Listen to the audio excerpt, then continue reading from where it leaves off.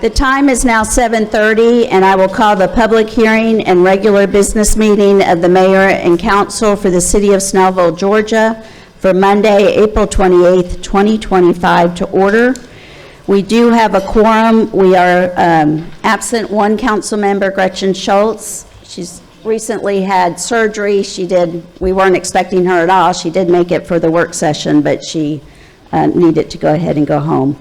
I did want to announce that we do have overflow space in the community room. If you go just past the stairway, for anyone who's standing, there are a few seats. If anyone's got an open seat beside you, if you could raise your hand, because there are a few people standing in the back. It's like church? Yep. So we'll start tonight with an invocation to be given by former council member Bobby Howard.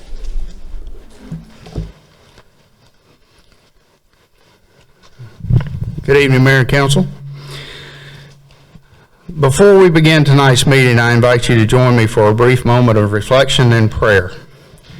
As we gather tonight in service to the people of Snellville, we are mindful that with important decisions come differing views. Grant us the wisdom to listen well, to speak with respect, and to seek common ground where we're able. May we be guided not by personal interest, but by a sincere desire to serve the greater good. Where there is disagreement, may there also be understanding. Where there is passion, may there also be patience. Bless this meeting with your wisdom, calm, and spirit of unity, even in the midst of our differences. Thank you. God bless. Amen. Thank you, Bobby. And now, for those who are able, if you'll stand for the pledge to be led by our Public Information Officer, Brian Arrington. Allegiance to the flag of the United States of America and to the republic for which it stands, one nation, under God, indivisible, with liberty and justice for all.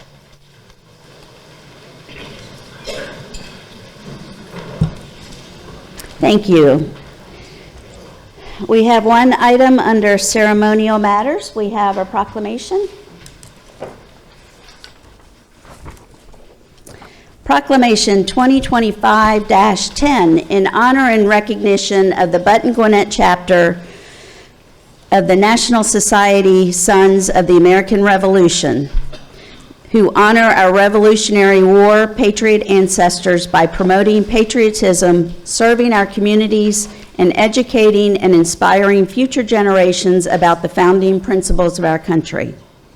Whereas the Button Gwinnett chapter was chartered 26 years ago in Lawrenceville, Georgia in April of 1999 as part of the Georgia Society Sons of the American Revolution, which was formed 104 years ago in March 1921, and National Society Sons of the American Revolution, which was formed 136 years ago in April 1889.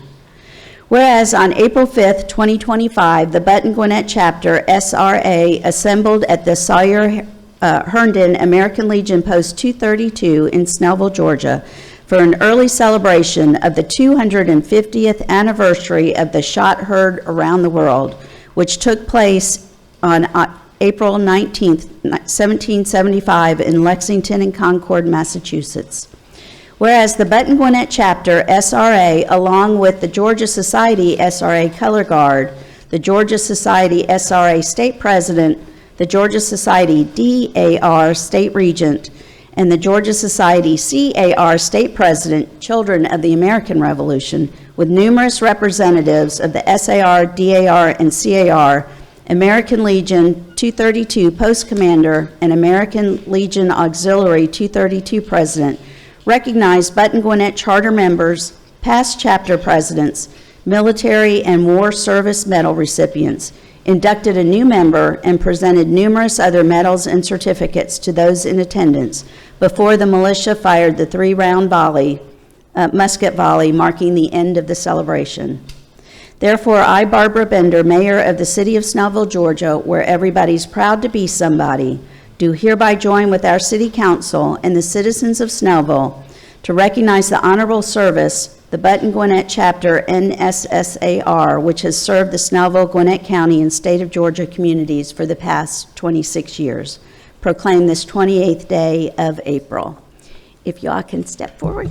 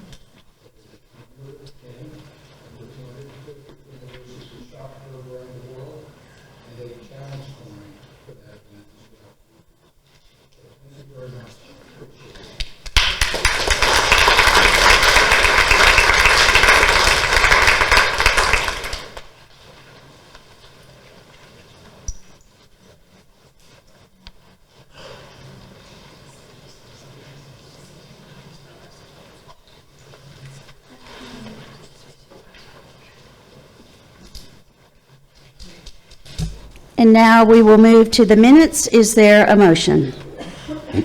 Motion to approve the minutes of the April 14th, 2025 meetings. There is a motion to approve and a second by Norman Carter. All in favor, please raise your hand. That is 5 in favor with none opposed. We have no invited guests or committee or department reports, so we'll move to the approval of the agenda. Is there a motion? Motion to approve tonight's agenda, April 28th, 2025, as published. There's a motion to approve the agenda. Is there a second? Second. With the motion and a second, all in favor, please raise your hand. That is 5 in favor with none opposed. I would like to announce again that we do have an overflow room set up. If anyone, there is video and sound available, if anyone would like to go to the community room to sit. And again, because we do have some people standing in the back, if you have an empty seat beside you, if you could raise your hand in case anybody wants to come and take a seat. Thank you. Now we have one item under our public hearing agenda. Before we do this, I would like to read some instructions. In order to help everyone have an equal opportunity to be heard and minimize distractions, I ask the audience to please silence or turn off any electronic communication devices. I would like to remind everyone present that this is a legal official public meeting at which important business is conducted and is a legal process. The city attorney has advised the council that audience outbursts, including applause, have been used by the courts to overturn zoning decisions. Therefore, I ask that you refrain from applause and all other extraneous remarks. Each side will be allowed a total of 15 minutes for support and 15 minutes in opposition. The city attorney will keep the time. This is not per person, but total, so you may wish to consider coordinating your arguments beforehand or consider having a spokesperson present your position. If council members ask questions of you, it will not be deducted from your time.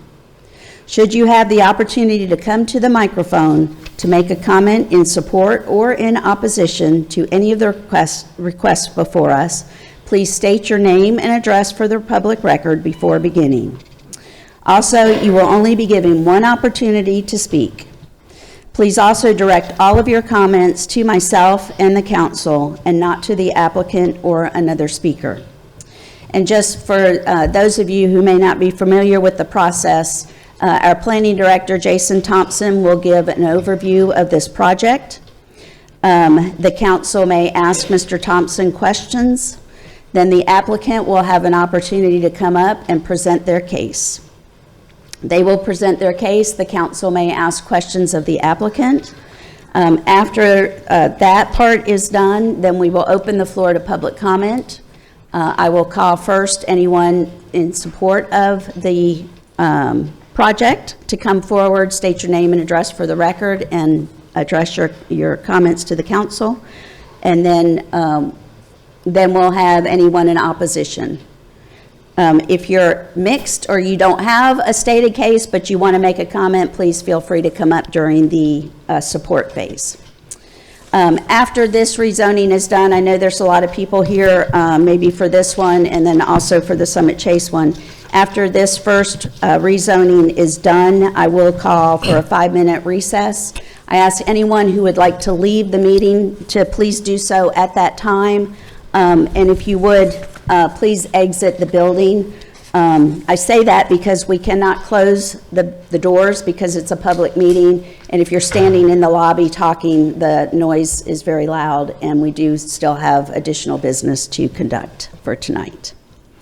So with that, under public hearing, we have item A, second reading, RZ 25-03, LUP 25-01, consideration and action on applications by the Revive Land Group LLC, the applicant, and Chris Duzick, property owner, and Soren S. Thomas Living Trust, property owner, requesting A, to amend the Snellville 2045 future land use map from residential low density to residential medium density. B, to amend the official zoning map from RS30 single-family residential district to RX mixed residential district.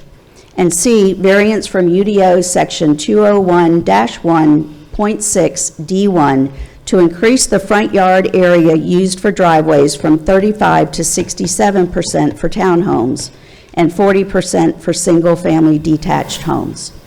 The proposed project is for a single-family residential community consisting of 28 single-family detached homes and 42 single-family attached townhomes on a 15.149 plus or minus acre site with a gross density of 4.62 units per acre at 2587 and 2597 Lenore Church Road, Snellville, Georgia, tax parcels 5027001 and 001E. Madam Mayor, I am going to recuse myself from this proposed development as it abuts my property on Hickory Trail. Linsky, we'll give her a moment to exit.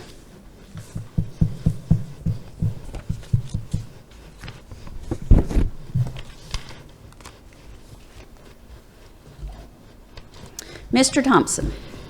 Thank you, Mayor. Thank you, Council, and the public for being here tonight. Our first case that we'll address, and I'll go over the case specifics here in a second, but we'd like to get the main information out. We got case number 27, or RZ 25-03, LUP 25-01. Again, it is a rezoning and land use plan amendment with one variance request located at 2587 and 2597 Lenore Church Road, approximately 15 acres. The current zoning is RS30, single-family residential district, with the requested district being RX, or mixed residential district, which is a new ordinance or district that came from the adoption of the most recent UDO after receiving support from the comp plan planning. The current future land use is low density. The requested is medium density. Again, it's 70 units, with 28 being single lot family detached and 42 being single family attached townhomes. We have two property owners, Mr. Dusick and, excuse me if I mess it up, and Mr. Thomas, or Soren S. Thomas Living Trust, Atlanta, Georgia. The applicant is the Revive Land Group, is represented by Mahaffey, Pickens, and Tucker tonight. Again, it's a 15-acre project. You can see some of the most unique features in the site is that the No Business Creek runs at the top of the property there, and it kind of slopes down to the rear. You notice the buffer there is a little bit larger than our other ones. It's a protected class. This development does stay outside of those environmental buffers 100%. You can see how the creek runs right through. There will be one stream crossing to the south, the furthest south on the property. That was initially moved up a little bit more. From what I understand, GDOT came back and required that the location be moved to the south. Really incidental to the actual plan, but this is the most current. plan. Looking at the no business character areas, low density residential, some of the key implementation strategies are expanding sidewalks, tame cut-through traffic, continue code enforcement, maintain and protect the stream buffers, and focus on reinforcing neighborhood stability by encouraging more home ownership and maintenance of existing properties. And further, with the comp plan, supports the project by encouraging compatible uses, both residential and commercial, and more importantly, the use of transitional zones from a very busy Lenore Church down to medium low density type residential to your more historical RS30, RS15, or 180 type larger lots. Existing were built much earlier in Snellville's history. The zoning map amendment is to the RX district, which allows a mixture of several different types of housing. You can mix detached, carriage, semi-detached, townhomes, cottage courts, and other building types, and each one of those requires a specific size for the lots. Those lot sizes are shown here and are larger than the minimums, and some of the thought process in this district was to allow for a mix, to allow for to fill some of the housing needs that we're currently in Gwinnett and Snellville, to allow for some smaller homes, some smaller lots that allow for cheaper prices. So in order to meet those goals, the lots need to be smaller. Typically, attached homes can yield a little bit more on a site, and that's what you see here with mostly, we've got the exterior of the property has single family detached, with the interior having the townhomes. They did need to request one variance regarding the driveway percentage that can be impervious surfaces, and they're asking that the front yard go from 35 to 67 for these townhomes, since they are front loaded, and typically on a front loaded townhome you have mostly driveways and sidewalks in the front yard, and then from 35 to 40 for the single family detached units, to be able to accommodate the driveway, which we require, which is 22 feet back from the sidewalk and at least 16 feet wide for a 2-car driveway. With all those things considered, we recommended approval. Just wanted to state that even though it is a requested medium density land use designation, the RX ordinance requires that land use be in place in order to apply for that zoning. So you're not allowed to apply for this type of zoning under low density, and coming in at the bottom of the spectrum at 4.62. I believe that was the number on the density, or close to it. We feel like it's on the lower end of medium density and is appropriate for the area. We recommend approval of all 3 applications or requests, which was approve the OU land use map, rezoning map, and approve the 1 variance as requested with the conditions that are attached to the ordinance that you've been provided. I'd be happy to answer any questions this time. Are there any questions of council for Mr. Thompson? Mr. Thompson, I can't quite tell from the map that I'm looking at. Is there a sidewalk requirement along Lenore Church? Yes, all developments have to improve, have to meet the improvements for that type of road, and they're not asking for variance from that. They would be required to add a sidewalk. Okay. And then I see here the total acreage is 15 acres.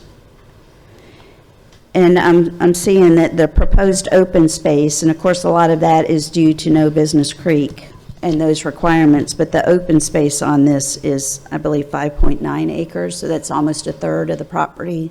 It is now, but just be mindful that you can only take, in our code, you're only allowed to use 50% of the buffer as you're allowed open space. So you still have to meet your open space on other parts of the project, which they have, it looks like preliminarily, but yes, that's correct. Almost 6 acres of unused green space, mostly the protection of No Business Creek. Okay. Any other questions or comments of council for Mr. Thompson? Okay, thank you. And now is the applicant present?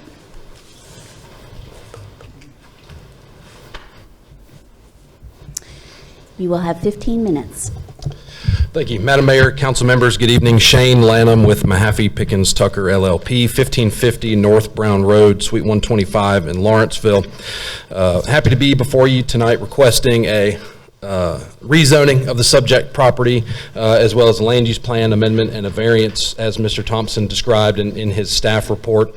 For subject property, which is approximately 15 acres, we are on the south side of downtown Snellville. Here's a Google map just to show you where we are. There's a little bit of glare on that from the printer ink, but we're on the south side of town, on the west side of Lenore Church Road. The subject property is 2 tax parcels. You can see there adjacent to land that has already been developed for the most part. So in a lot of ways, it is a infill. Thank you, Jason. Infill type of situation, given that the surrounding area has largely been built out. And I'll transition here briefly. One thing I enjoy, I'll mention Neville Allison with the Revive Land Group. My client, the applicant, is here tonight. And one of the things that he does is he always likes to dig into the data and talk about the market and things. So I thought I'd share a few slides that he provided. And just to talk about, I think we've all heard so much about it over the past couple of years, but just to talk about increasing home prices, that is certainly this data reflects the Atlanta MSA, Metropolitan Statistical Area, so it's a common problem, but it just shows here, and I think we hear about it nationally, but Atlanta's no change. There's been an increase in prices, and it boils down to increase of 56% since 2019. And 15% since 2021, and we hit in June of 24, at least at the time, was a average high price for a home. So those are just some of the broad trends, and then also this is talking about, it's a part of that affordability, part of that cost, but you talk about population growth and housing supply, and you hear a lot about how many months or how many weeks of inventory do we have, how many new building permits are being issued, and we're sort of trailing what a lot of planners and comprehensive planners look at and say, and they've pinned that at about a 34,000 for the whole Atlanta MSA deficit in the number of new housing units that are needed to meet growth and demand also. So transitioning back to the proposed development, this is just a colored rendering to give you an idea of the broad strokes of the development. This reflects that original driveway layout that Mr. Thompson mentioned, but this is a mix of single-family detached and single-family attached home styles under the RX zoning classification. It's our understanding that despite being on the book since about 2020, I think we are actually the first RX application to come before council, and we think this is an appropriate place to implement that new zoning classification, given the code's stated purpose that it provides, which is to provide a mix of housing types in areas where public water supply and sewerage facilities are available, and where there is direct access to collector streets, major streets, or state routes.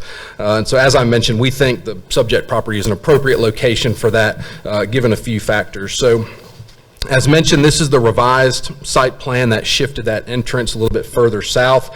We're proposing to access through a single right-in, right-out driveway off of Lenore Church Road. We're median separated here, so sort of limited to that type of access, but we think it'll serve the subject property well. As I mentioned, it's a mix of townhomes and detached homes. The detached homes are provided around the perimeter to the southwest, west, and southeast property lines.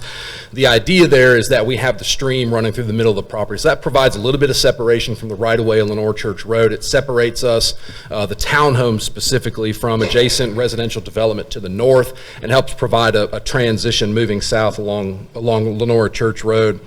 We also have proposed a 15-foot wide graded and replanted buffer around the perimeter of the property to try to provide some additional screening and separation between the subject property and adjacent development.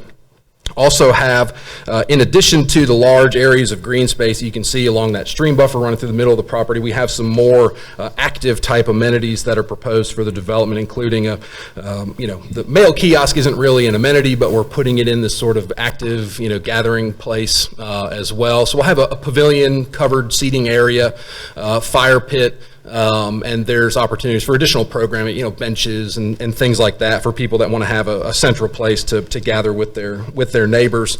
The proposed homes would be attractive architectural style with high quality building materials. That's that fiber cement, shake, siding, board and batten, brick, stone, those types of things. So there's some examples of the architectural style for the townhomes. And then here are some home styles that are proposed for the detached component. So the idea there is try to provide, housing types that are, in demand and that are often parts of the discussion of these comprehensive plans, but with traditional building materials and architectural style. So to transition to why I would submit to council this is an appropriate land use given a few factors. One of those is its compatibility with the comprehensive plan. And so sort of calling back to that market data, there are, the Snellville Comprehensive Plan reflects that data, and it talks about housing affordability, and it talks about a diversification of housing styles. And so some of the key policies is where those points make their appearance. And so key policy H2.2, encourage the construction of housing types to support all age groups, incomes, and lifestyles.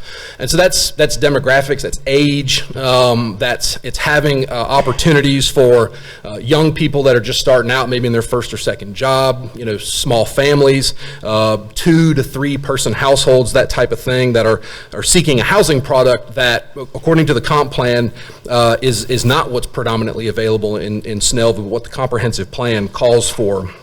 And so here's just some additional discussion based on that, where it has housing policies to make sure housing remains affordable, encourage the development of a diversity of housing types, promoting home ownership, which this is presented and planned, and Planning Commission in their recommendation of approval actually attached a condition that would require this to be that for sale, not rental. So the mechanics of it is that the HOA covenants would have to have a provision limiting rental to no more than 10% of units, and we're agreeable with that condition. But also specifically, it talks about that it's difficult to retain and attract younger residents, and so that larger family housing stock is something that the comp plan identifies as something that's holding back those younger buyers, those younger residents. So in broad strokes, I would submit to council that the proposed development is compatible with the housing policies and land use policies that are set forth in the comprehensive plan, but would also submit that specifically the medium density residential category that we are requesting is compatible with surrounding land use types and is appropriate for the subject property. So here's the land use map. It's difficult to see, but I've got a zoomed in section here. The subject property is there outlined in black, and so the orange are other medium density residential future land use map areas. So that includes right across the street. That includes just to our southeast. I believe that's the preserve at Briscoe right here. But then also one thing I noticed was that if you sort of picked the intersection of 124 and 78 as your center, there are other medium density residential at that same radius out from the town center, where you've got here on Lenora Church Road, Scenic Highway, and then even further out going here on the west side. So would submit to council that the proposed future map area is appropriate given the context and designations of surrounding and nearby property. And so this is that land use policy that the comp plan lists for medium density residential, and it's single family residential areas with 4 to 8 units per acre. And so the proposed development being at the very low end of that range at 4.62 units an acre, we would submit is within the policy outlined in the comprehensive plan for that medium density residential area. And then also would touch on just actual zoning classifications as well. There are some RTH, RM, and similar uses that RS30 PRC accommodated development. I believe that's the preserve at Briscoe. That's similar to and compatible with the proposed development in multiple respects. So just just to show the zoning map we would submit provides further justification and basis for approval of the proposed development. So I'll pause my presentation there. I'm happy to take any questions that y'all may have. Would respectfully request council's approval.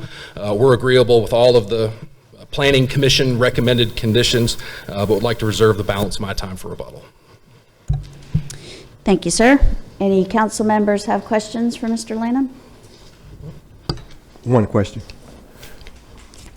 Sir, have you had any consultation with the Gwinnett Department of Transportation? And I'm asking that because of the ingress and egress that we have there, and we have another subdivision further south on Lenora Church where that has become a serious problem. Mm-hmm.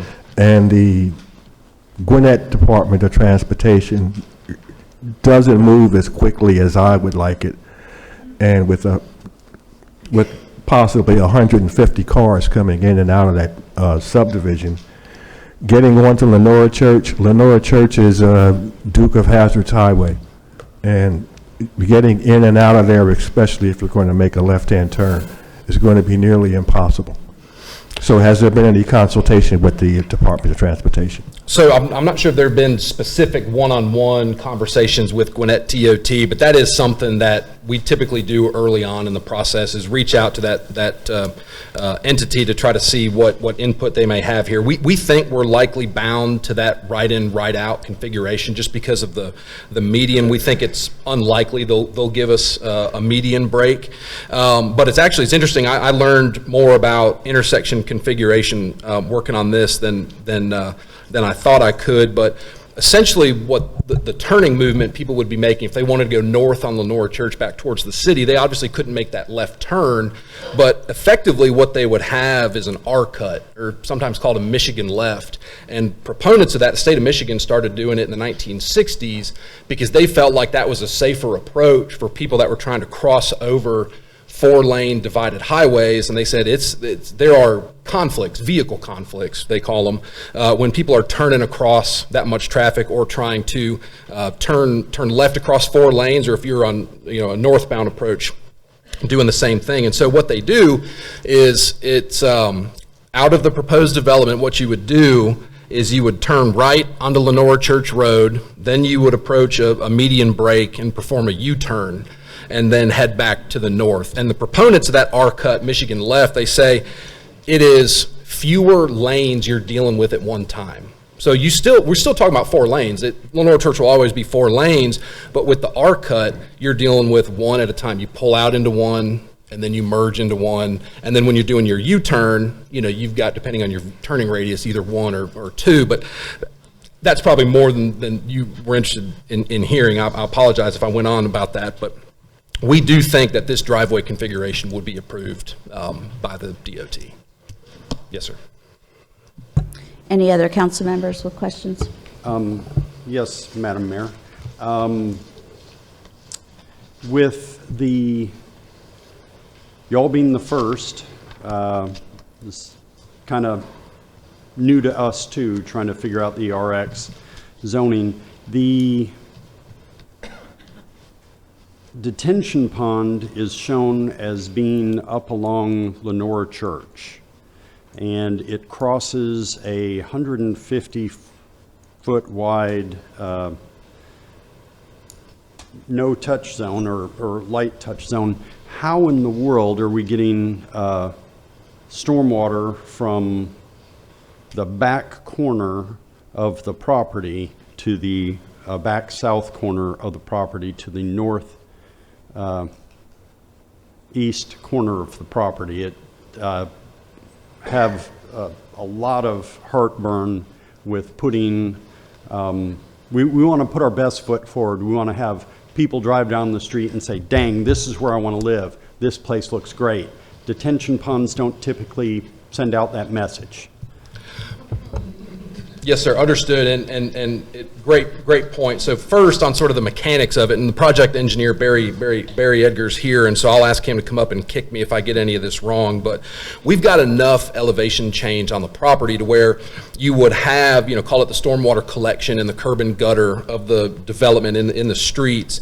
Those would be routed into stormwater pipes, which would then kind of be attached to or go underneath that bridge to get it across the creek. So you wouldn't have to go down and then go back up. It would all be part of that sort of downward trend and then routed into our pond. So there's just enough elevation change to make that transfer happen, that conveyance happen, I think is the appropriate term. And to the aesthetics, I mean, that's a great point, and that's something that matters to us as well. I mean, that's our front door, right? So we want to make sure when people are coming to visit this, prospective owners, that they are, given a welcome, and that they don't pull up and say, "Ugh, that's ugly, I don't want to live in there." So it is in our interest to make it look good as well. And there's a couple of things that are going for us that help us achieve that. So first, with that topo, the pond to the top of the dam is we think right now, based on preliminary engineering, going to be 12 to 16 feet below the right-of-way. So that helps us shield it from view from Lenora Church, just as it is, but then additional landscaping we think can provide an effective screen. So we have a 10-foot landscape strip required along the edge of the right-of-way, but we think there's even some more room in there to enhance that, to do some sort of privacy fence. Sometimes having like a opaque privacy fence in the front yard is frowned upon, but we think with landscaping and perhaps even fencing, you could really provide an effective screen. And then also, the pond is proposed as a water quality pond. So my understanding of those, and again, I'll ask our engineer, I see some movement, that looks like my client stirring around back there, but the idea is that it's a shallower pond. So it's 4 feet deep. You can have those aquatic plants in the base. They're designed to, address water quality, not just volume of flow. And so that we think will also enhance the aesthetics there. But we're happy to continue that conversation and work with the city to make sure that's attractive. That's in our interest as well. Okay, and let's see, would your client be open to a decel lane addressing the speed of traffic on Lenora Church to allow people who are going right into the property the ability to safely pull off the road and enter the development? Yes, sir, absolutely. And I think we may have sketched it onto here. I think there's just a few lines in that area, but yeah, we are planning to install a deceleration lane, and there's room to do so as well. He's getting paid to be here. He wants to talk.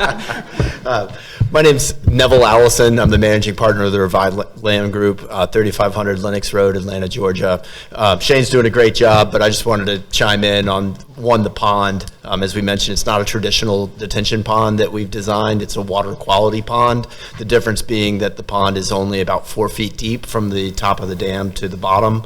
It'll be grassed and is not meant to hold water. It holds water after a rain event for 12 to 24 hours, up to 95% of rain events.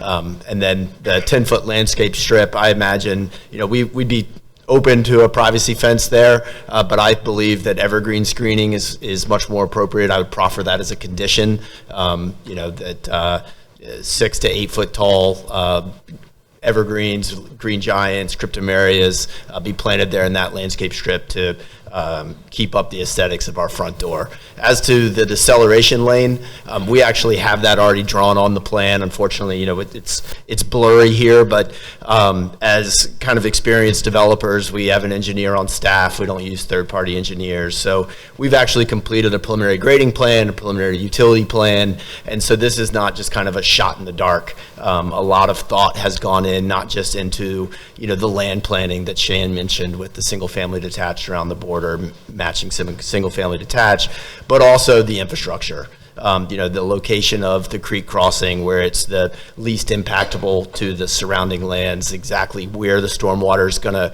cross and then go. Just to Shane's point, we've looked at all sorts of locations for that pond. Unfortunately, however this property is developed, this is where the pond's going to go because it's the low spot of the water, low spot of the land. Okay, thank you for those concise answers. While you're up here, Yes, sir. before we release you, one of the issues that we have in our existing neighborhoods that comes up over and over and over again is when large vehicles, particularly the garbage trucks, show up, they have to, when they back up, they make a lot of noise. We have existing homes adjacent to this that probably don't want to hear the garbage truck early in the morning backing up in order to make these T-turns and do the pickups. Is there any way that lot 43, 53, and 54, which would take away those Ts, could be removed or possibly put somewhere else? So Yes, sir. So just to hit that straight on, our turning radiuses within the subdivision actually accommodate a traditional turn.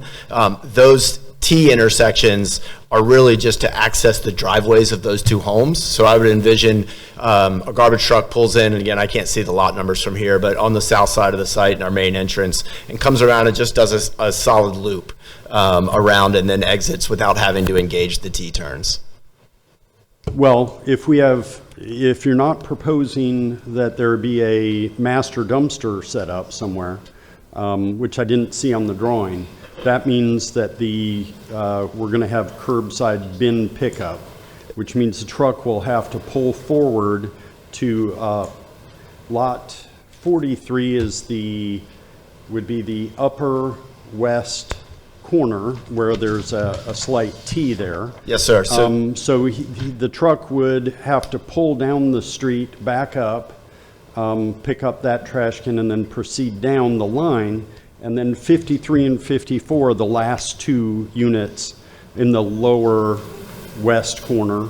And they'd be able to pick up those, but then they have to back up all the way up to where they can make access on the street, which means we're going to have the beautiful sound of garbage trucks backing up. Yes, sir. I absolutely understand the concern. Our answer would be, again, when the garbage truck pulls up, it stops and the guys jump off the back and they do, 4 houses at once with the bins. We've moved into the 21st century. We have garbage trucks that come up. They come and grab the big cans. arms and they grab it. And if that's the case of the way that the trash pickup works in Snellville, then we would absolutely concede the loss of those lots to remove the Ts. If, we could still meet fire code, but we could remove the house and just have the T there for them to turn around, again, if that satisfies the concern. Thank you very much. Any other council members with questions? Okay, thank you, sir. Thank you.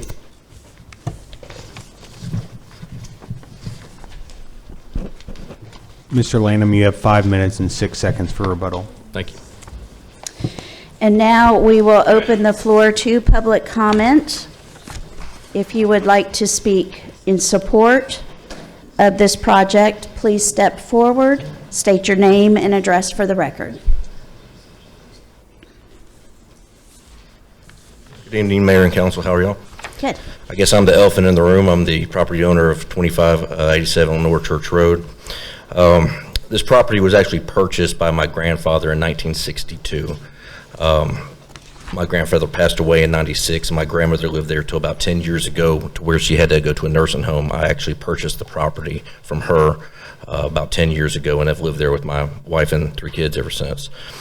It was kind of a tough decision deciding when I was approached, do I sell the property, do I keep it? Because no one's ever lived there but my family. My grandfather actually had the property built. The property next door was actually my great-grandparents, and then when they passed away, they sold that as well. So I do hold Snellville very dear in my heart. I spent, every other weekend there growing up. And it does mean a lot to me, but I also realize that Snellville's not, and Gwinnett for that matter, is not what it was back in the 60s, 70s, even 20 years ago. There's a lot of people don't have places to live. A lot of people are looking for different houses. People are talking about building apartment complexes. People don't want apartment complexes; they want houses. Just thinking about what my family would think, I think this would be an appropriate use for the property. I have a good feeling about it if it does go through.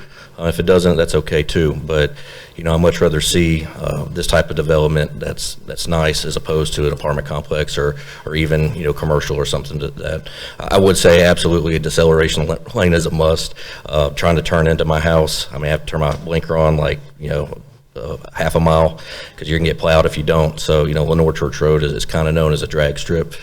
But, so that would definitely have to be a condition, but really appreciate your consideration into approving that. Thank you.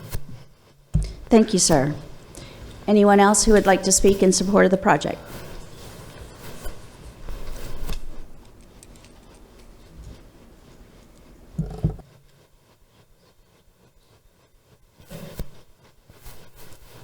Good evening. My name is Megan Palich, and I live at 3224 Brooks Court in Snellville. And I consider myself a neutral citizen on this case. My comments are more on the technical aspects of the case. And so I would like to speak now so I don't intrude on the time of the neighbors. So can I have permission for that? Okay. Certainly. It's Could you hear public me? comment on this development. Okay, Yes. thank you.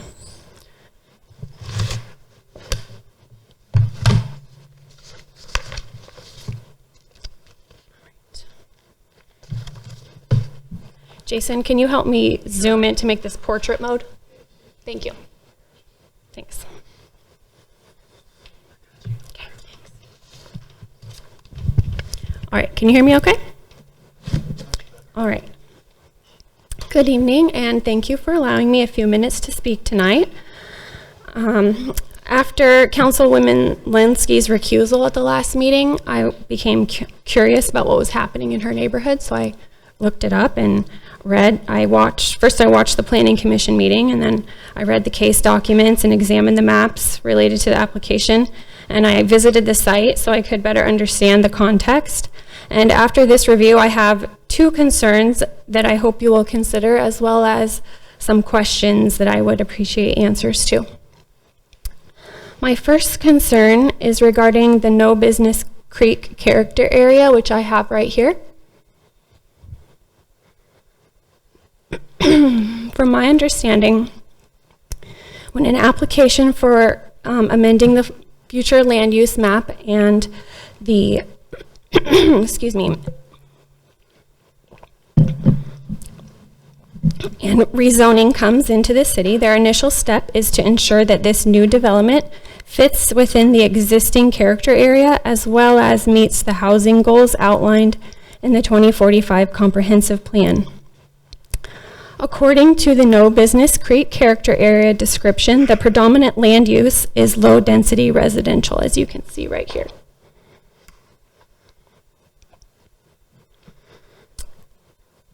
There are only two exceptions to that use, if I'm not mistaken. The PRC neighborhood right here, planned residential conservation, and the RO neighborhood right here, and this RS-15 that I think is under construction at this time.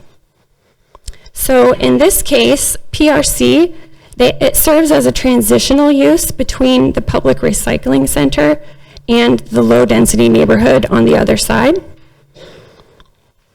The applicant referenced mirroring this development in their letter of intent. This specific development meets the criteria for serving as a transitional use, as stated in the definition of the PRC zoning in the UDO, and more generally by a housing goal in the comprehensive plan. H3.3, encourage medium-density residential development to serve as a transitional use between higher-intensity commercial and mixed-use nodes and low-density residential neighborhoods.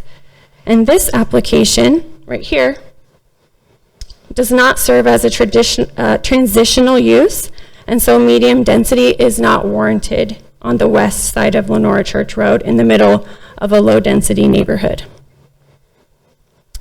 The North Road character area is a great example of where this transitional use feature is relevant.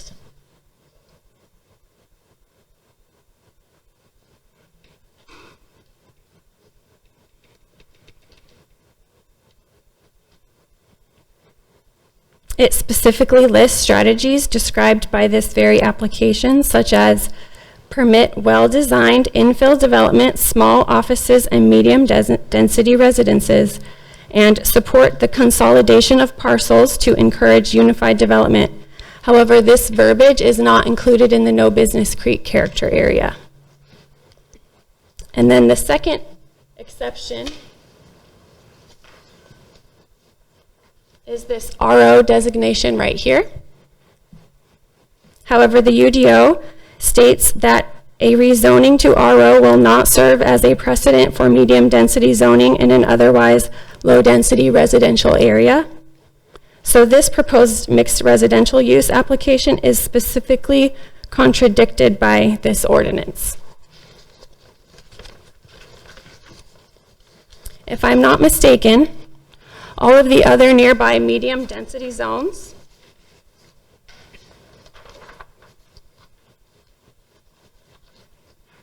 this is the character area map. All of the other medium density zones that Mr. Lanham pointed to are in different character areas.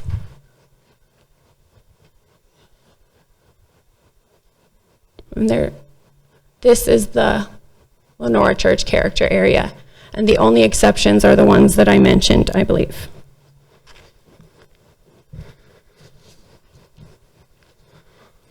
So my first question is, why would the city recommend approval of a use that is contrary to the character area description without first amending the comprehensive plan?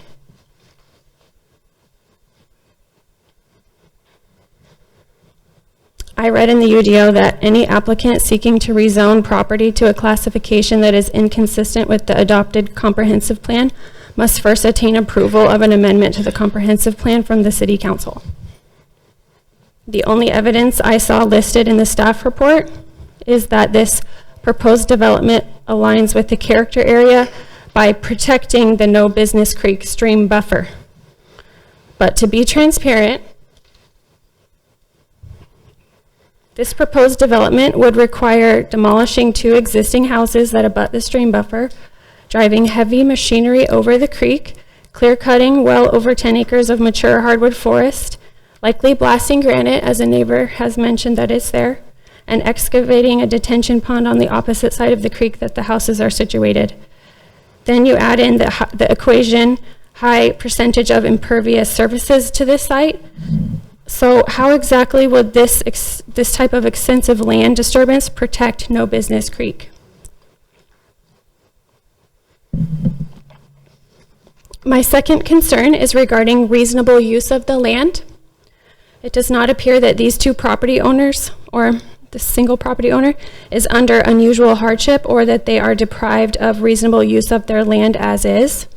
But if the applicants feel that RS30 is too restrictive, there are other viable zoning options that exist within the current low density use of the land use plan.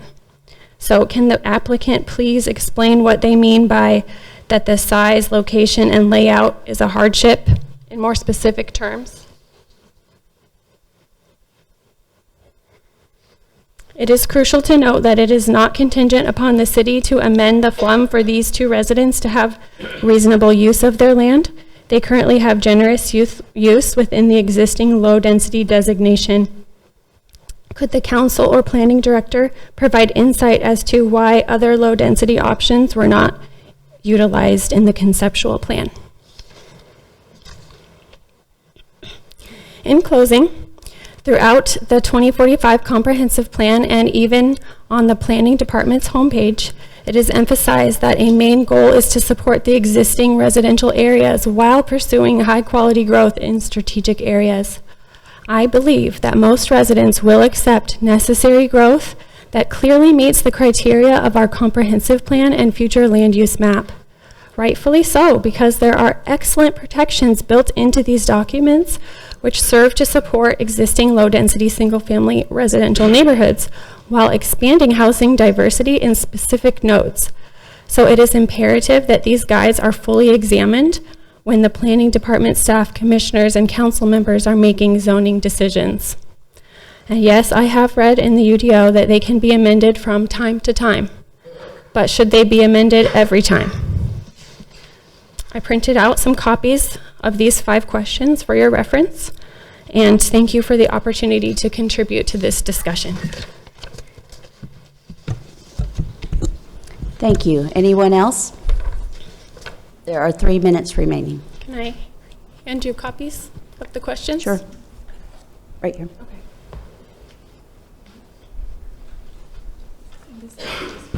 Thank you. Anyone else speaking in support of the project?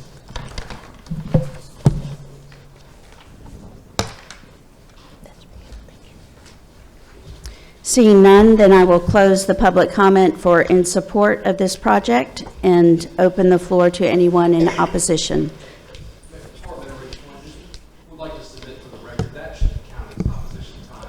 That does not support at all. I agree, Mr. Lanham. So I'd propose to council that either she used about 9 minutes, either that count against the opposition time, or you extend the opposition and the applicant's time by the same amount to keep it in Then we order. will allow that to count as the opposition's time. So how So much we'll time? have 6 minutes left. No, she took about 9 minutes. Oh, she took 9 minutes. Yes. So we'll have 6 minutes left for Okay. Suzanne Krieger, 2612 Lake Street, Snellville, Georgia. Speaking in opposition, so the land use plan is made up of no business of character areas, each one of which is different and unique of its own. This rezoning is in the no business creek character area, which is defined as being made up almost entirely of single-family homes, even along major roads. Putting townhomes would change that. It would no longer be single-family homes. And can you, okay. And goal LU1 of the comprehensive plan is protect and enhance the character of, and the words the character of was left out on the thing for the policies, maybe to make it more brief, but protect and enhance the character of existing residential neighborhoods. And by putting townhomes in there, we are not protecting the character of it. Okay, so I made it too big for y'all to see. That's okay. I can do it. All right. So this is from comprehensive plan. Of course, I've added some stuff to it just to acclimate y'all. This is Henry Clower Boulevard, Lenore Church Road, coming down here, Green Valley Road into Hickory Hills, Maple Street, and this is proposed rezoning area here. So there's 2 areas to look at: the green circles, more recent single-family homes right there on Lenore Church Road. They're about equal distance from the proposed rezoning. So this one's been built, I don't remember how long ago. Right up here, we've got 2 houses under construction, very nice-looking houses. So there's obviously a demand for single-family homes still in this area, even directly along Lenore Church Road. We've got Maple Street right here. That a lot of folks use that for cut-through traffic going to Britt Elementary School and also First Baptist Church, whatever it's called now. Maple Street gets so much traffic that several years ago the neighbors there put in speed humps to slow the traffic down. And the folks coming out of here would be having to do a U-turn to go to the left. And you've already got a good bit of traffic going in and out here, so that's just going to complicate things, having those additional 70 existing units there. I know during the Planning Commission meeting, the developers said there's already townhomes along Lenore Church Road. That is correct, but those are in a different character area. Those are in the Lenora Church Road character area. The townhomes are down here. And the description of the Lenora Church character area is one of the most diverse in the city, including a single mix of family homes, multifamily housing, senior living, large parks, civic facilities, retailers, and light industrial businesses. So townhomes are much more appropriate for the Lenora Church character area than they are for the No Business Creek area, where we've got single-family homes. I think the only exception to that is this area here has the civic areas. You've got the Masonic Lodge, fire station, Gwinnett Tag Office. So that kind of serves as a buffer area for these single-family residences to the more dense and diverse usage in the Lenora Church Road area. The developer and the planning department both use 3 of the policies and goals to support this from the land use plan, to support this amendment. I disagree with their interpretation of it. The first one they said was LU 1.1, encourage compatible uses, both residential and commercial, and the utilization of transitional zones and buffers between residential and non-residential development. First of all, I do not consider townhomes to be compatible use with the low density we have there. Lots in that area are half an acre, 3/4 an acre to over an acre in size. The single-family homes, according to the typical layout on the plans, single-family homes are less than 1/10 of an acre as far as lot size. The townhomes, there are 2 different typical lots there. One size, those are 24 feet wide, is barely over a 1/20th of an acre, and those that are 30 feet wide is less than 7/100ths of an acre. So I don't see really how that is at all compatible with the low-density lots that are half, 3/4, or acre in size. Another policy that they used to support this was encourage the construction of housing to support all age groups and incomes and lifestyles. I think when you look at the land use plan... You have 1 minute remaining, ma'am. Okay, you're looking at this as a whole. For the whole city, it's not meant that every character area should follow every policy. So if you're supporting, if you want every character area to have every policy, then all the character area is going to be the same. Might as well just have one huge character area for the city. Goal H3, there they used a goal instead of a policy. It says encourage the development of a diversity of housing types. This does not meet any of the policies underneath that. The policies there are encourage the construction of housing types and strategic nodal developments. There's no strategic nodal development in this, right there where the proposed development is. The second one says pursue more development opportunities focused on senior and assisted living. That does not meet that one. That's your time, ma'am. Okay, thank you very much. Does not meet the other one either. Thank you. We've reached our 15 minutes for those in opposition, so I will close the floor to public comment. If the applicant would like to, they had reserved their 5 minutes, I believe. 5 minutes and 6 seconds. Thank you. I'm going to be really brief and then let a high-powered attorney handle the rest of the questions. We looked at an all single-family detached development here. You all have a category of R5A or RA5, and we looked at that. It yields about 70 lots. The footprint of the development is the exact same. They're just the continuation of the detached homes. And what that does is the land is a fixed cost, as you guys know. And so the only way to bring down a price point is to divide that land up more times. And this site is not going to be inexpensive to develop. There could be rock on the site. That creek crossing has bottomless culverts that are expensive to do. It's essentially a bridge. And all of those things drive up the cost. And the goal here is not to create more $600,000 homes in Snellville. The goal is to bring in an entry price point at $350,000 for a townhome, and an entry price in the low 4s or $399,000 for the single-family detached. And we think that's something that the city is really missing. And I think some young folks, your service people, teachers would agree with me. And I'll let Shane handle the rest of the questions. Thank you. Council, thank you again for your consideration. Just to try to make a few more comments here. We'll just submit for council that we do think that the proposed development is compatible with the policies of the No Business Creek character area, which is outlined in the staff report.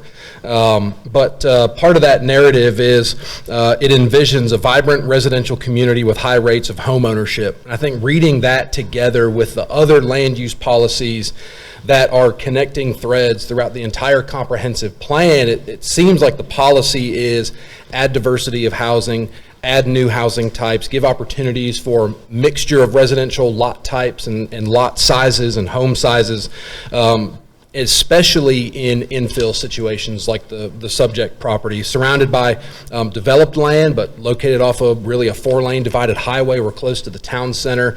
There's walkability to multiple things that residents would have access to, including Briscoe Park, which I think is just a half mile to the south. So also I think it bears consideration that RX and medium density residential would accommodate much more dense and intense land uses than what we're proposing.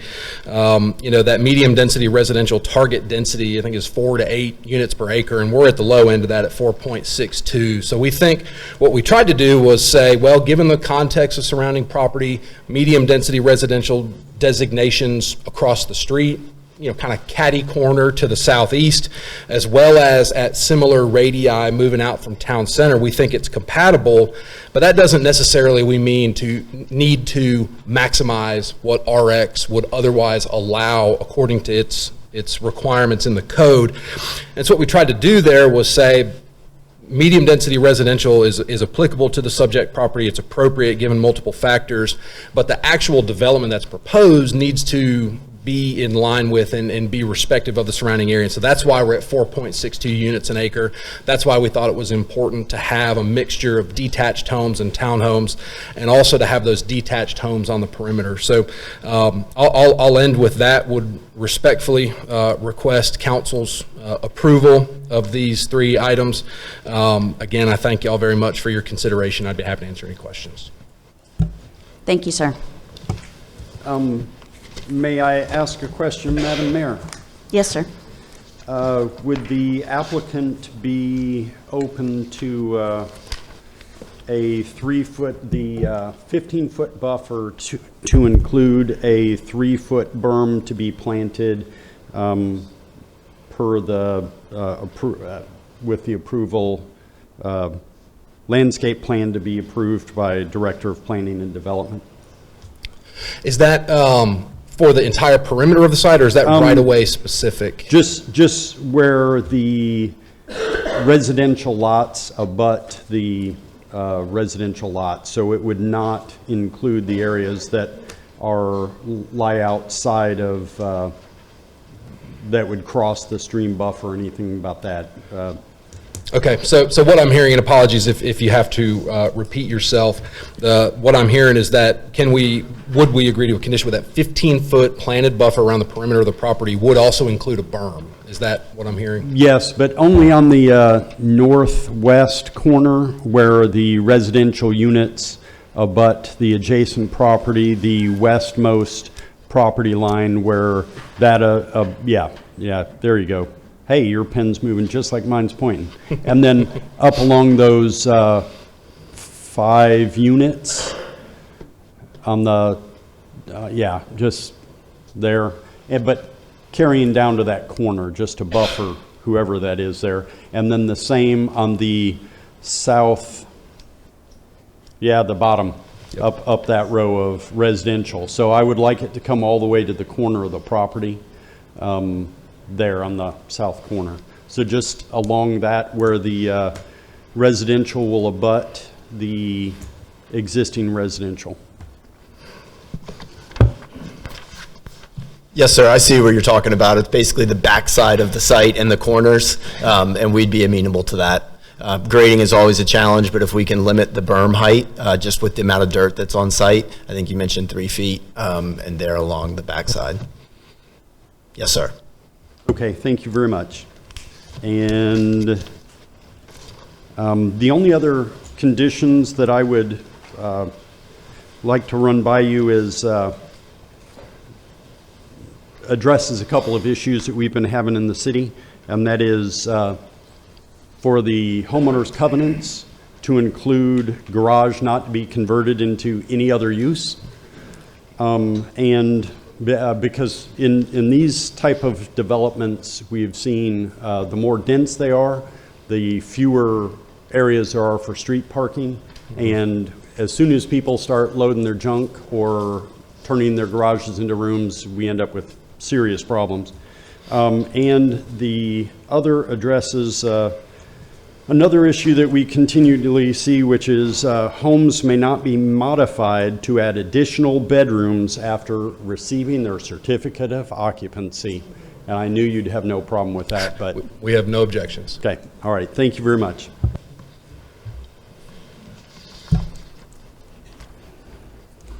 Thank you, Mr. Lanham. And now I will ask for a motion on RZ 2503 and LUP 2501. And if you'll give me just a second.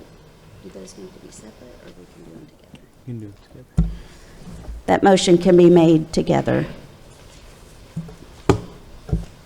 Madam Mayor, I would make the motion that we approve RZ 25-03 and LUP 25-01 with the conditions as put forth in the staff report with the following additions, and I do have these written down for our neophyte clerk. Number 6, additional garages may not be converted into any other use. Number 7, homes may not be modified to add additional bedrooms after receiving certificate of occupancy.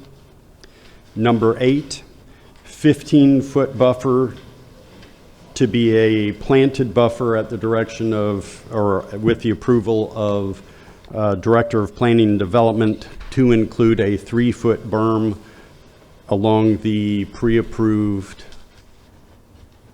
frontages. Well, he drew it on the drawing, so we'll put that into the thing.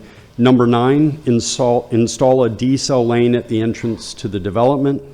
And number 10, the stormwater detention pond will be screened with evergreen plantings to be approved by Director of Planning and Development along the frontage of Lenora Church Road. And thankfully, that is the end of the motion. Okay, so we have a motion Pardon me, Madam Mayor. And lot 43, 53, and 54 will be deleted from the development plan. Sorry, kind of important.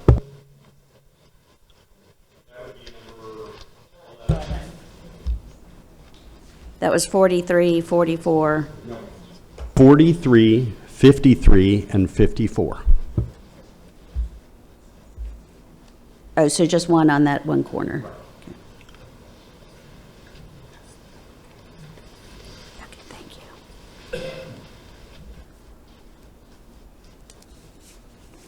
Is the applicant okay with the conditions as they've been read?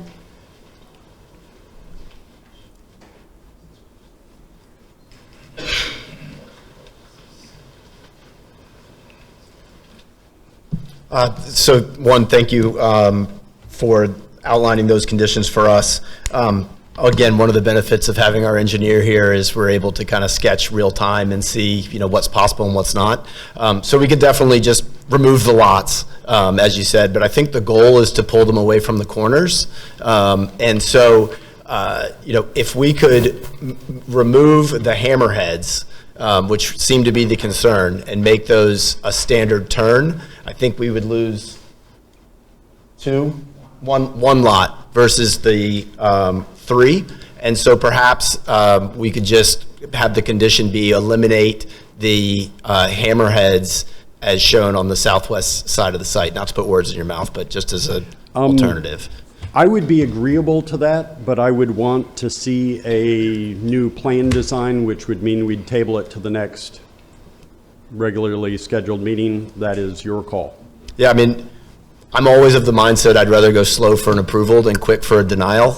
This is a project that we're going to be invested in for a very long time, and we hope that the quality of the home stay for a very long time. And so there's no need for us ever to slam something through. I think if you'd give us that opportunity to remove those hammerheads and meet the goal, and if it's a plan that you didn't like, we could just remove them as you suggested. Okay, let me look at my calendar, and I will. Madam Mayor, I will change my motion to table RZ 25-03 and LUP 25-01 until the May, what was that again? 12th, regularly scheduled May 12th meeting of Mayor and Council. Okay, so now we had the Madam motion. Mayor, just as a clarification, I'm not to put words, you're withdrawing. I'm your former withdrawing my motion and former amending one of the motion two. at Yes, this the only time. motion on the table is to table it, yes. correct. So we have a withdrawal of the original motion to approve and substituted that with a motion to table to May the 12th, the final vote. Is there a second? Second. So there's a motion to table with a second. Any comments by council members? Then all in favor, please raise your hand. That is 4 in favor, I got to count, with none opposed. So we will table this final vote to the May 12th meeting. Can someone retrieve our lost council member?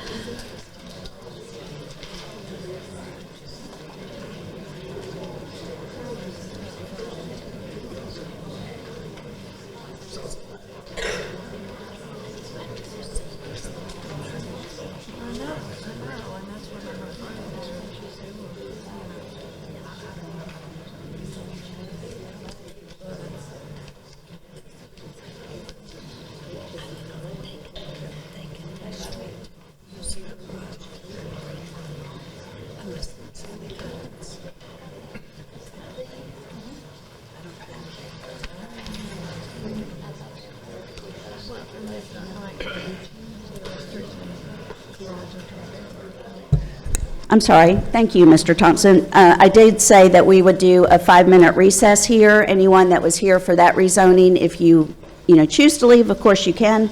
And we'll just do a 5-minute recess, and then we'll be back here at 8:52. Time is 8:56.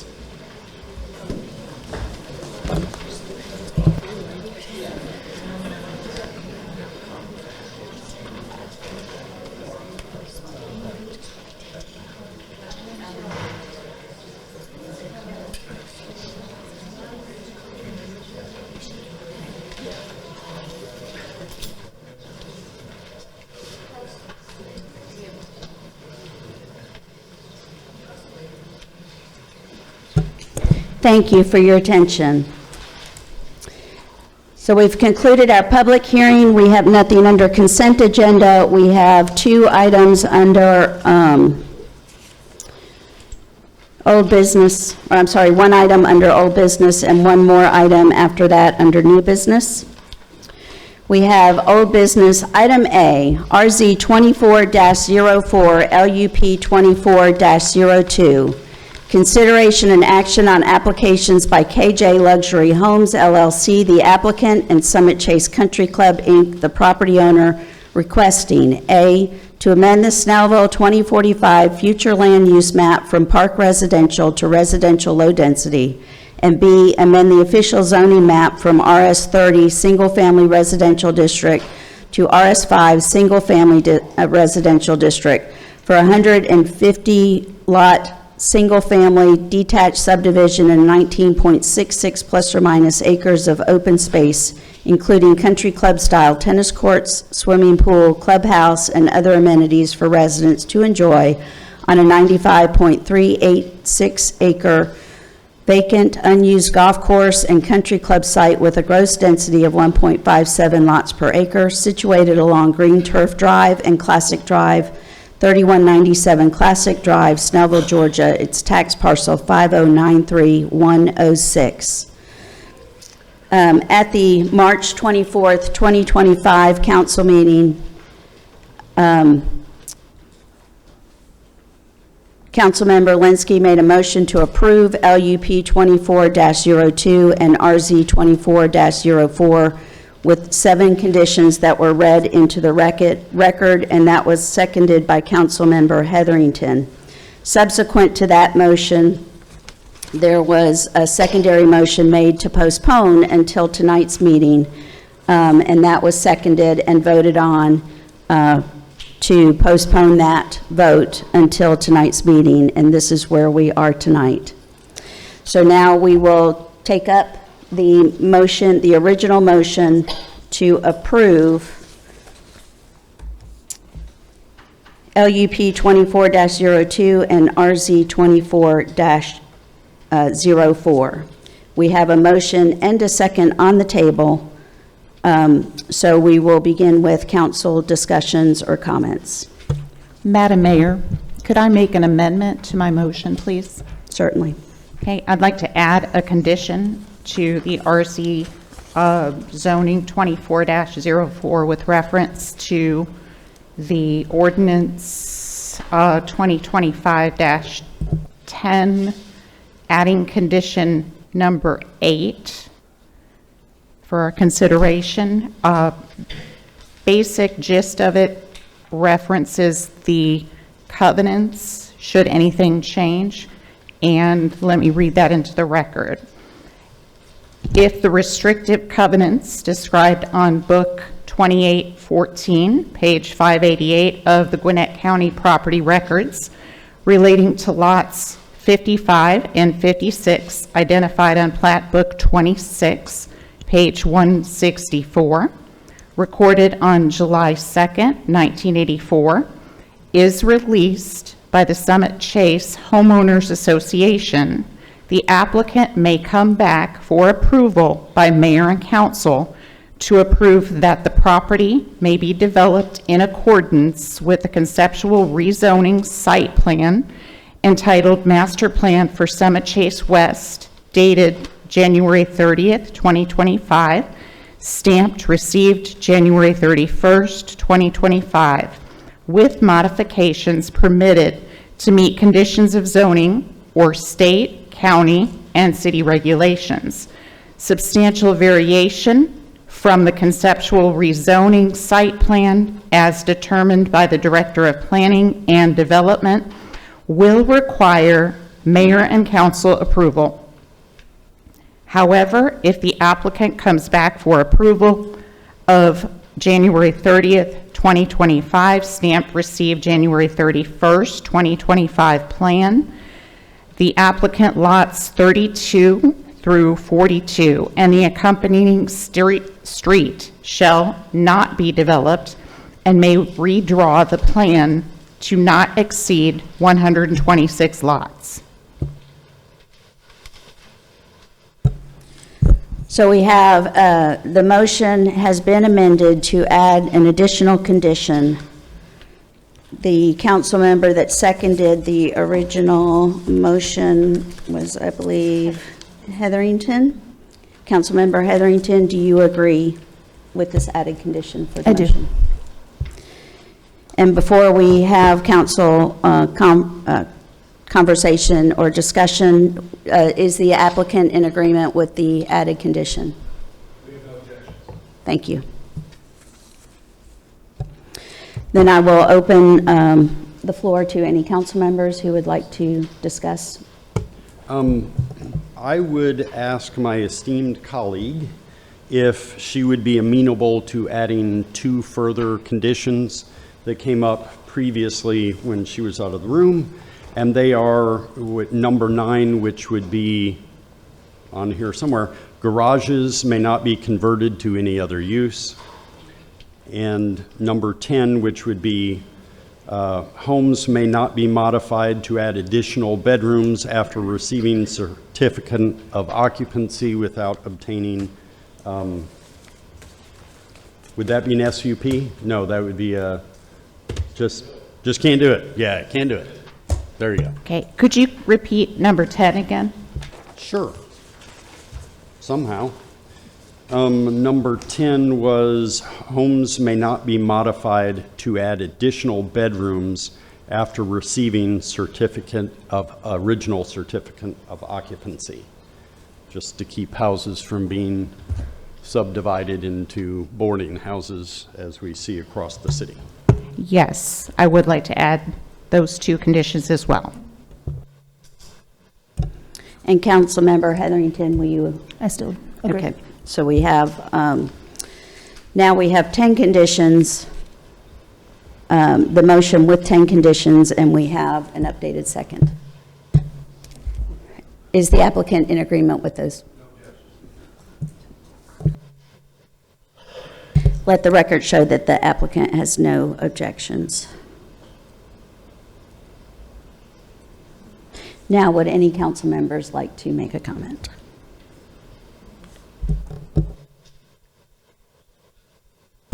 I would like to say a few things on this. This has been, as all of you know, a very long and arduous process. It's been a very difficult process, as sometimes we run into these on zonings. But I think still there is a little confusion on what it is that we are considering here in a rezoning action.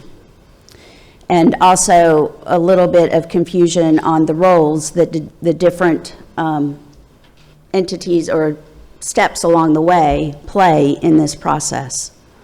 One, and this comment came up earlier, I think in the other zoning, is how can the city council bring this forward? The city council did not bring this forward. We don't bring we have brought a few zoning things. In the town center. The city council does not bring zoning actions and does not put these applications in. We are here as a city, a property owner wants to do something different with their property, or they want to sell the property and someone wants to come in and do something different with that property. That is not something that we have done. And I can tell you, I would have preferred that this never came forward, because the angst and the anxiety that we've been through in the last several months has been immense. And there's been other projects and other things that have happened in the city that, again, I would have never chosen for an applicant to place it through. But once an applicant submits an application, it becomes a process that they have constitutional rights to go through. And those constitutional rights include a due process and public hearings so that they can state their case and try to convince people that this is a good project for the city. Sometimes they do, and sometimes they don't.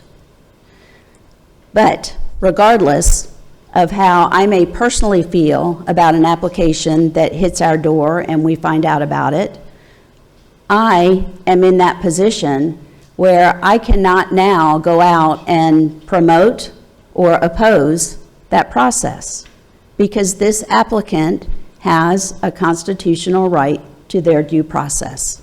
It's the same thing as if you are charged with a crime. You have a constitutional right to go through a trial and be found guilty or not by a verdict of your peers.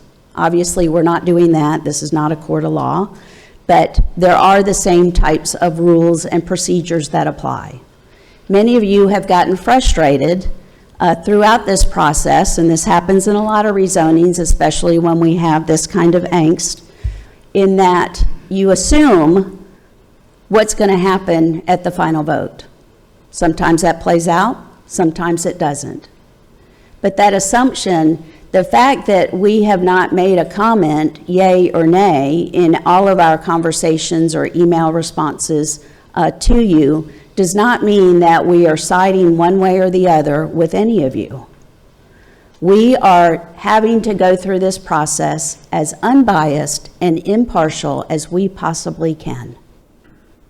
The fact that we do know many of you that are here in opposition, and the fact that we know the owner of the property, it's not unusual when you're in a small town, and that you've lived here at least as long as I have. I've been here over 30 years. My husband's been here almost 50 years. Several of us have been here that long. You're going to know people. That's part of the process. But my role as an elected official and sitting here as your mayor is to be impartial and to try to separate as much as I can those relationships that have gone on when we are dealing with something like this. In this process, many of you have stated that you cannot believe that the planning department could have possibly recommended approval of this project. I just wanted to give you a brief summary of what the planning department does when an application hits the door. It comes in the door, and they are looking at that application, and they are comparing it to the comprehensive plan and also our city codes. If that plan meets up with our codes, then they check that box off. It meets the driveways, it meets the streets, it meets this, it meets that, it meets the zoning. You know, it's their interpretation of the comprehensive plan through not only what's written in the plan, but also actions that council and planning commission have done over the past few years in helping guide whether they recommend approval or denial. They are not sitting in any type of judgment on whether it's a good idea or not. They are looking strictly at the plan, the application, the comprehensive plan, and the code. A lot of times they will see something that would not be in compliance with the code, and they will recommend a variance. And they may say, this project would need this variance, and then they will give an opinion on that. We think it should be approved, or we think it should be denied. And they'll give their reasons for that. That is what the planning department does. They issue their report, and then it goes to the next step, which is the planning commission. The planning commission, I've been asked numerous times, why doesn't the planning commission vote hold any water? Because the planning commission is set up of volunteer citizens who are willing to sit up here and take a lot of grief on some things and review these projects. And then that is when you start getting some judgment put into the process, because these are citizens who live here and are concerned about the city. So they are the ones that will then, and it's the first public hearing, the first public airing of this application. It's an opportunity, just like we did here in this meeting, it's an opportunity for the applicant to come and state their case and try to convince everyone that it's the best project that we could have. Sometimes they do, and sometimes they don't. It's also the first opportunity for the public to come and publicly state and put on the record their feelings on whether they would support the project or not.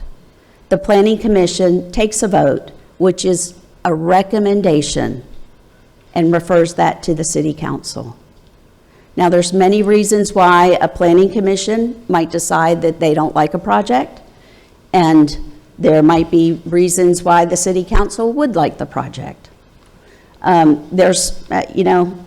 Sometimes it all is it all flows. Planning Commission votes one way, the City Council votes the same way. Sometimes there's not. A lot of times between the Planning Commission, because the public has come out and spoken, comments come up, concerns are addressed, and the applicant is able to go back and amend their proposal to incorporate and alleviate some of the concerns. Sometimes they can't address everything. We've had a few that have fixed a lot of issues in a project. But that's the role of the Planning Commission. when we're looking at this, and when it comes to the city council, planning commission, planning department, and the city council, we are looking at land use. We are looking at appropriate zonings for the area based on our comprehensive plan, which is not the end-all and be-all, it is our guide. We are looking at compatible areas, and we're looking at, whether it fits with where we are headed. We are not here to vet the contractors. We are not here to determine whether the detention pond is or can be built to specifications. We're not here to deal with the logistics of the construction process. As much as we would love sometimes to get into that, that is not our role. We are here to look at land use.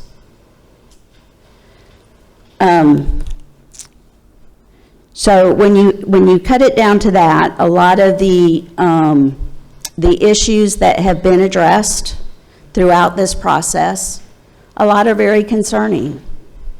I agree, a lot are very concerning. But when we look at land use, we have to consider what is surrounding this area and what's potentially being proposed in this area.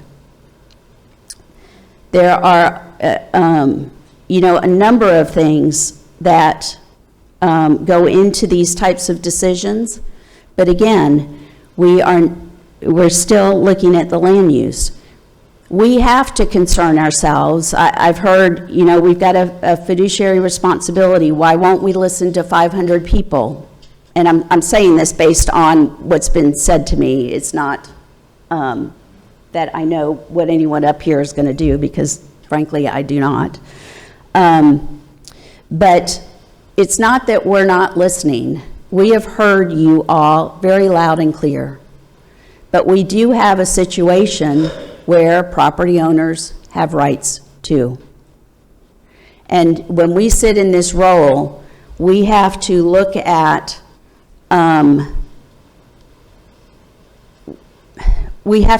that land use, but we also have to look a little bit ahead. If we approve this, what are the repercussions? If we deny this, what are the repercussions?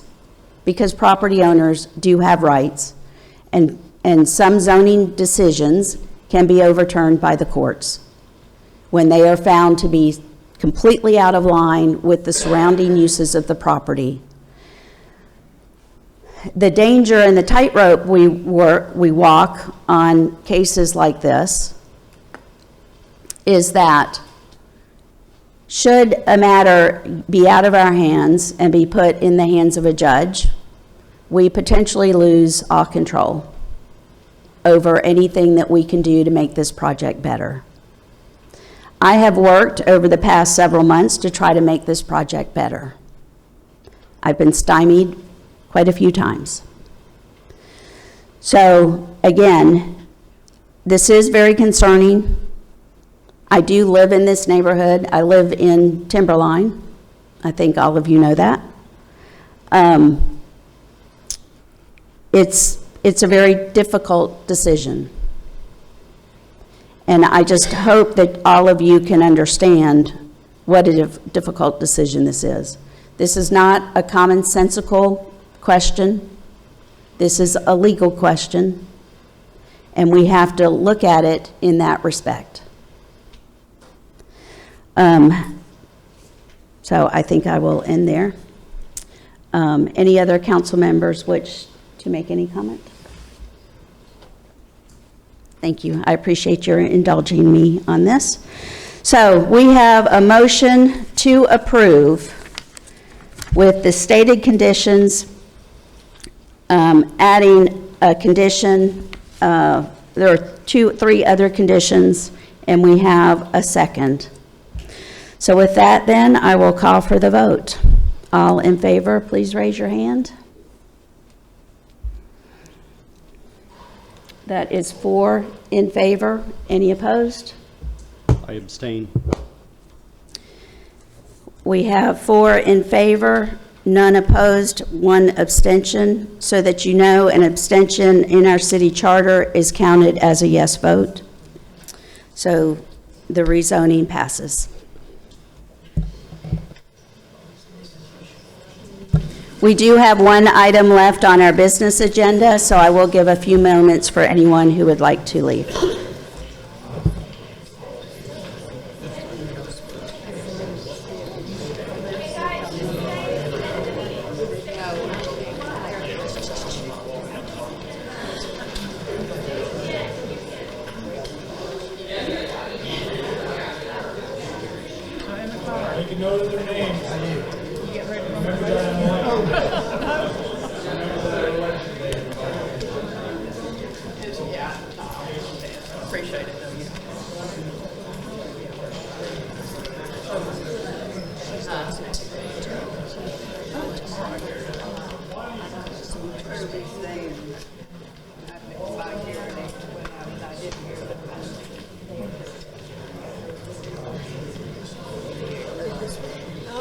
Give him a hug from me, Jared.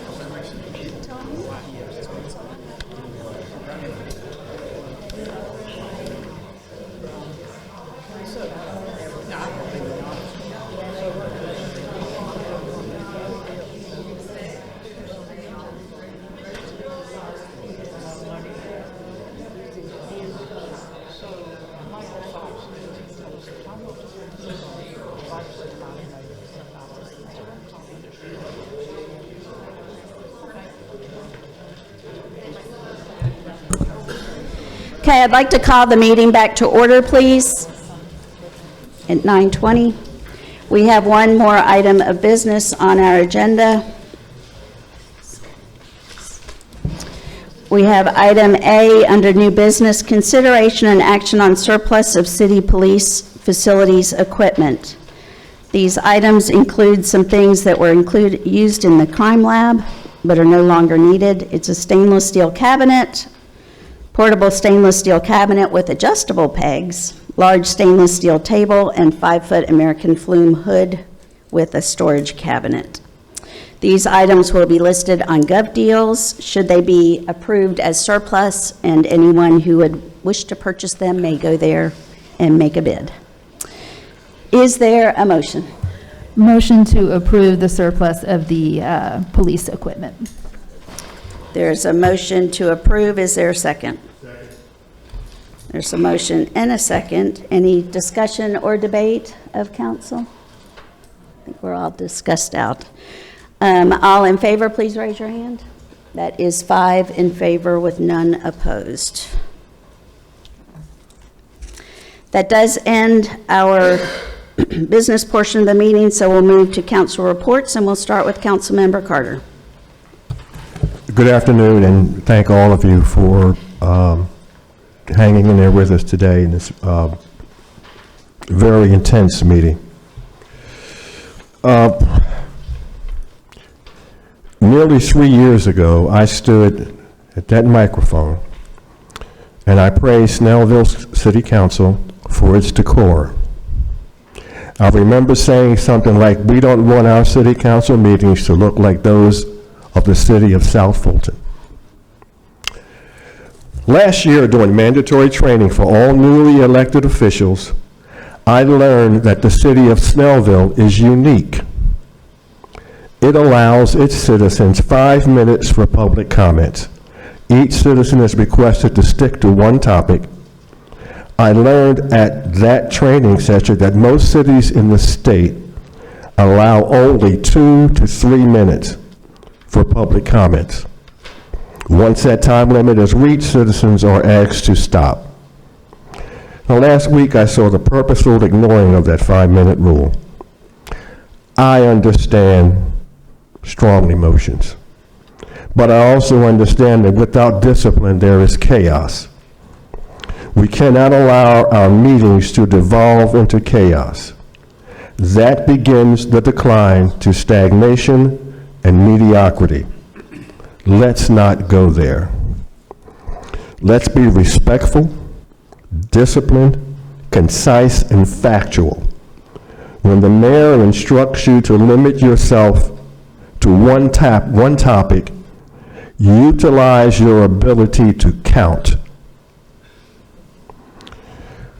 2 weeks ago, while visiting our farmers market, a citizen approached me about our last council meeting.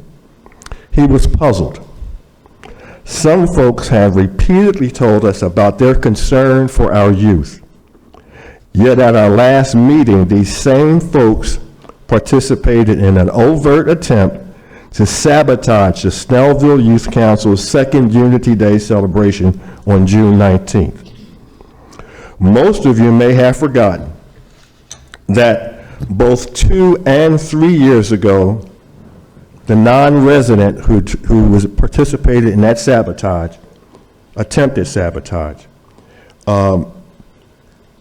led 2 Juneteenth celebrations on our town green. Here are some lowlights. 3 years ago, a council member stood on the stage and declared to hundreds, including me, that the entirety of Snellville's elected leadership were racist. I challenge that council member to prove that accusation. Neither she nor her comrades presented proof of this insidious accusation.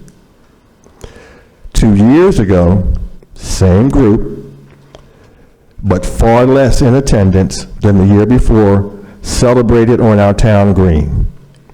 Several men and women paraded around in antiquated Black Power t-shirts. One person walked around the town green with a large snake and invited parents to allow that snake to be placed around their children's necks. Not smart and probably not legal. Why isn't a person from Lawrenceville attempting to put on such events in Lawrenceville? Perhaps you need to ask the mayor of Lawrenceville and its city council.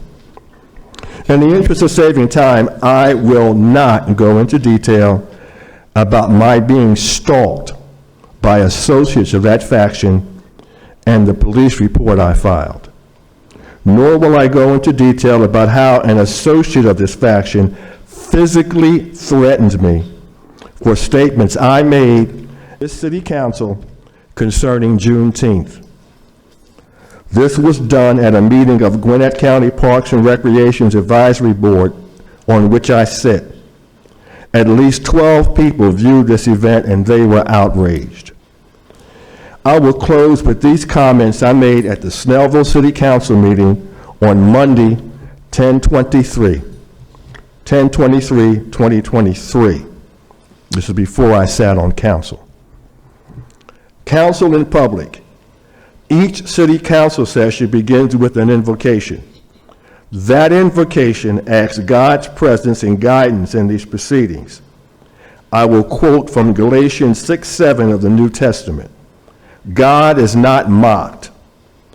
For whatever a man sows, that he shall also reap. It is obvious that this directive is mere folly to many who enter this room. That is not only a sacrilege, it's an abomination. No, none of us are perfect, but when imperfection is your resting place, you waste the time of this council and the public it serves. In the past year, we have had non-residents lambast this council and this city with supercilious protestations that are devoid of facts. These fallacies emanate from insidious people who have no vested interest in this community other than to divide, destroy, and disrupt. Whether calling our mayor and council racist or our police department corrupt, they persist in a campaign of character and community degradation without a scintilla of evidence. As former President Ronald Reagan once opined, Here we go again. Let's ignore the noise and keep Snellville moving forward together. Thank you. Thank you, Norman. Councilmember Heatherington. Good evening. Thank you all for coming out and for sticking it out with us tonight. I just have a couple of quick things. First of all, to echo what the mayor said earlier, I want to publicly thank our planning commission for the work that they do that does often go unnoticed and unhonored. Three of us sitting up here sat on that board before we became council members. It's a lot of work that is thankless often, and it's purely volunteer, and they do it after their jobs and on the weekends, and it takes time away from their families, and we are grateful for what they do and the information that they provide to us so that we can make a more informed vote. So I just wanted to publicly say that. I also want to say, coming up May 10th, Beach Blast. Kelly, don't be mad at me. I've never actually been to a beach blast. I have either been sick or out of town every single year. She'll get that. I'm excited about Beach Blast because it'll be the first time I'm in town and the pollen's gone, so I should not be sick this year. So come out May 10th for Beach Blast. There's going to be a ton of sand, food trucks, all kind of stuff going on out here on the town green.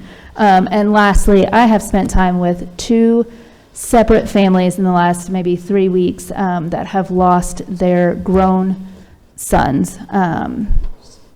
Both were due to illness, but hold your people tight.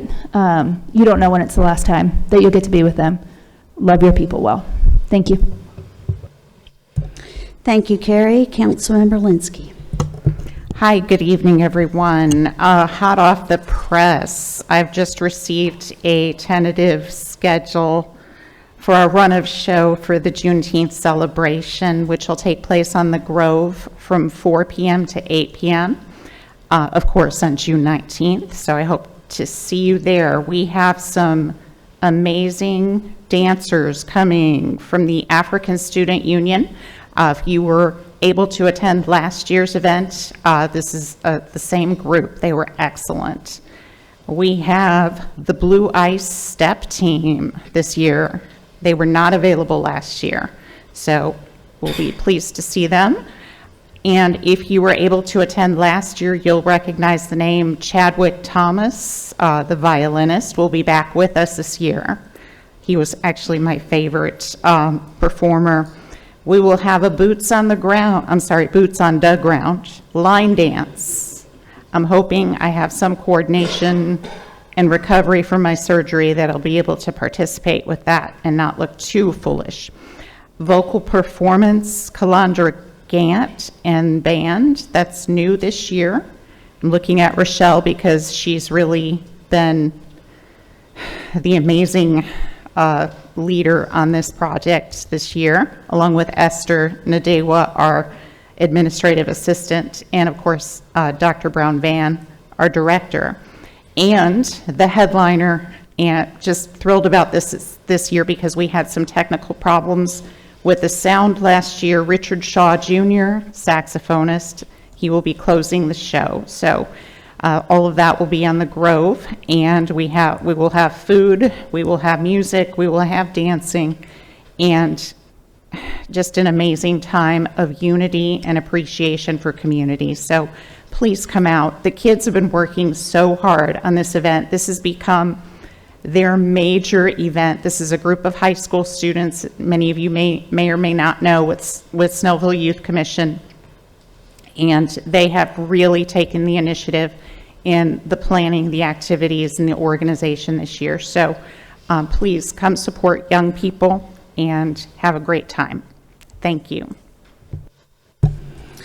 Thank you, Christy. Mayor Pro Tem Warner. Evidently, I'm going to mention that Food Truck Friday is this Friday, May the 2nd. I'm scared of you, Kelly. I told him to do it. It's a great time, everybody coming out and enjoy the food trucks on the town green. The time 4 p.m. until 8 p.m. It'll be great. You'll love it. most of us up here have spent all of our time in public life trying to build community. And it really stinks that doing your job and upholding the law when it comes to zonings takes only a few hours to tear that down. And I apologize to my colleagues and to the people of the community that I delayed zoning 5 weeks ago, because it made absolutely no difference. If we can't work together as a community, what good are we? We have to be able to look to each other and find solutions. I abstained from a vote tonight because, as I've stated for the last 5 weeks, my vote wouldn't have mattered. I clearly should have recused myself from that case long ago, and the only reason I'm glad I didn't is because I was able to read into or get the motion amended to get 2 additional things that I think will be good for the community if the development's ever built. I also apologize for not speaking up when someone who was given a chance to speak at the microphone as neutral or for a project, when they went clearly to the negative and caused people who took time out of their schedule to be here to speak out against a zoning, didn't have that opportunity because someone stood up and ate up their time, and it became clear about halfway through that it was not in the positive. Hopefully we will all learn and grow, and thank you very much for your concern, being here. The most important thing is we do important work that affects every one of you, every one of these meetings. Be involved, be engaged. The agenda goes up on the website the Thursday before a city council meeting. Every one of our phone numbers, every one of our email addresses is on the city webpage. If you have issue with anything that's coming up on the agenda, let us know. Because if you only come up here when it's in your backyard, are you really part of are you really looking out for the whole community? Suzanne Krieger is here tonight. She used to show up at every single rezoning and hold our feet to the fire. And when I walked in this room, I thanked her for being here, because opposition makes us better. Opposition makes us see things that we might have overlooked. And that only makes us better. That only makes our community better.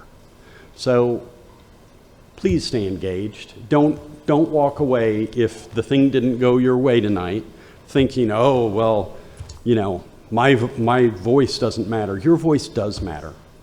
Your voice does matter. And we do care. Sometimes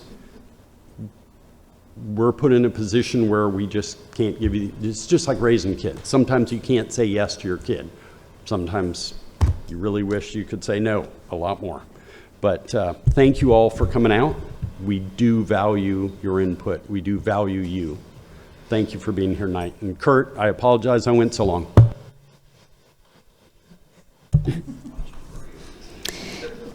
Thank you, Todd. I will forgo my mayor's report, and we will go to public comment. I do have several people who have signed up in advance, so I'll call you up first, and then anyone else that would like to speak may speak after that. The first, Avarista Ramirez. Okay.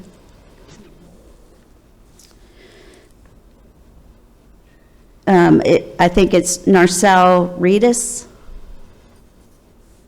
Ashworth Lake Road. Nope. George and Sharon. I didn't have a last name. I know what I was signing. This was to come and say, have something for public comment. Oh, public comment? I don't have one right now. Okay, thank you, sir. You don't have to normally sign in for the meetings. Oh, that's what I thought I was doing. Megan Palick.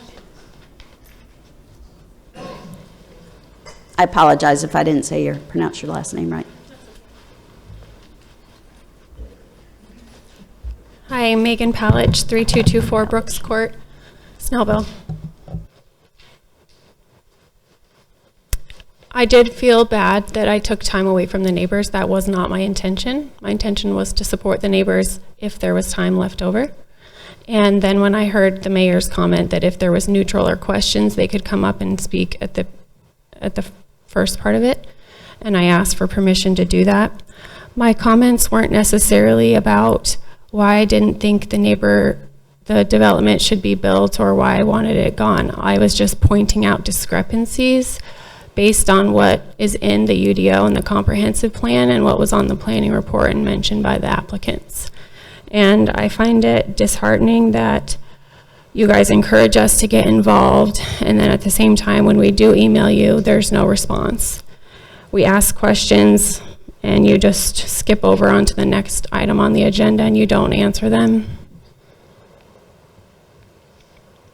The City Council created the future land use plan. All I'm asking is that we uphold that plan.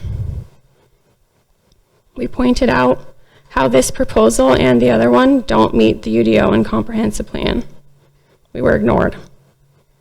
We have all engaged in this due process, and I personally have always done so respectfully, as did most of the neighbors during public comments. I know Mila's comments got really heated and passionate because she was very emotional, but all of the other comments were said within 5 minutes and were respectful. We sent an opposition report to the planning commissioners and also a revised version to the city council. And after the meeting, we sent a follow-up letter with additional information, and we did not receive any comments or answers to the questions that we had in those documents. Tonight, the rights of one citizen were prioritized over the rights of hundreds of citizens.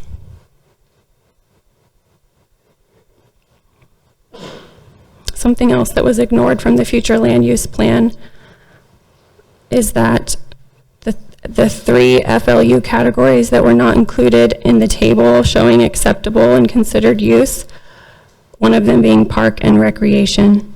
It says properties with these FLU categories are intended for public use or should remain undeveloped. They should not be rezoned to more intensive uses. And I do value the Planning Commission's work and dedication to compiling all the reports and organizing all that they do. I know it's a big job. And I would like to think that the research we did would help support them in making those decisions by pointing out ways that the applications might be in conflict with those documents. Our intention in doing that is so those documents can be upheld, which I would assume would be the intent of the planning department and the council and everybody involved.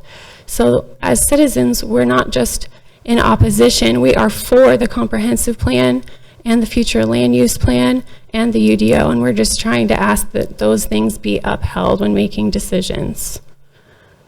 I don't think landowners have an inherent right to rezone the land if it goes against all of the goals and strategies that are listed in the documents. We can't just ignore them and turn away because they don't serve our purposes. That's not fair.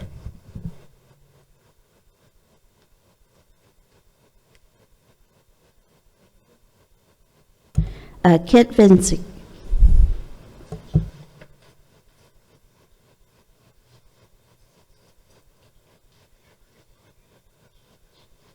Hello, council members. I'm Kit Vincic, and I'm at 1410 Summit Chase Drive. I just wanted to speak about the application that came before ours tonight. And I wanted to talk about allowing the current developments that are going up in our city and the current areas that have been rezoned, allowing them to mature and thinking about the maturation of those developments as we make the decisions. And I wanted to mention that I moved to Snellville because it reminded me of where I grew up. And it would really break my heart if it was completely changed to a different place. A lot of the things that you're making decisions on affect our landscape and the way that we go about our lives every single day here.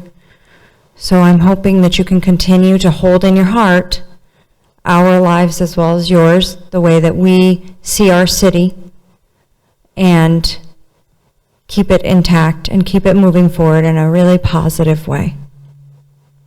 And I think that the application that was mentioned before, Summit Chase application tonight, should be kept low density, that area. I think that the woman who was up here was making really good points, and I hope that either she can come after me and continue to make her points, but I wanted to support her in her presentation. Thank you for your time. Thank you. Rochelle Brown.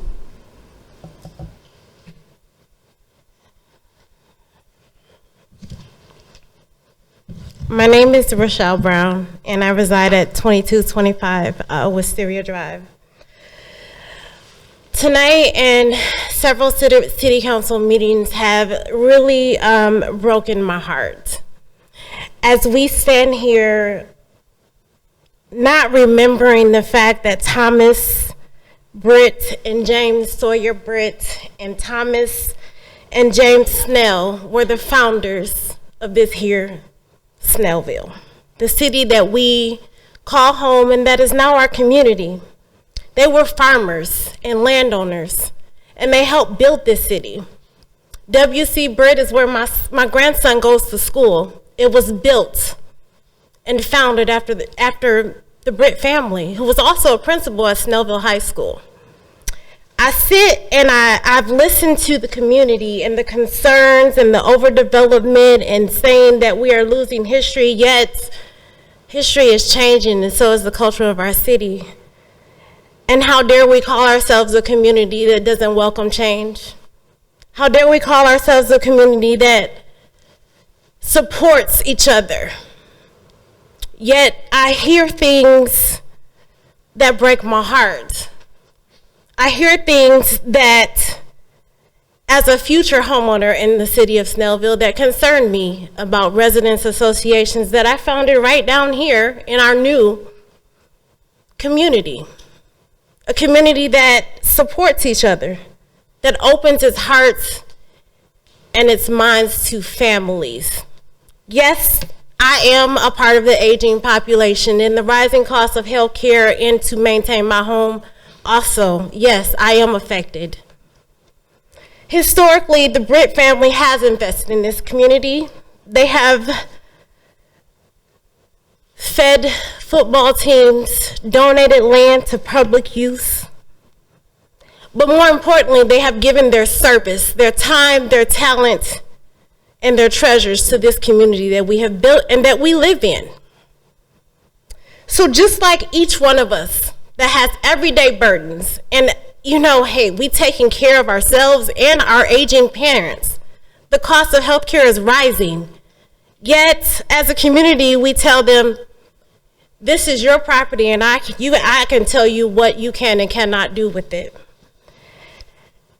I think that it is disheartening and concerning about the comments that have been made about the Britt family from a neighborhood and a community that they gave so much to build.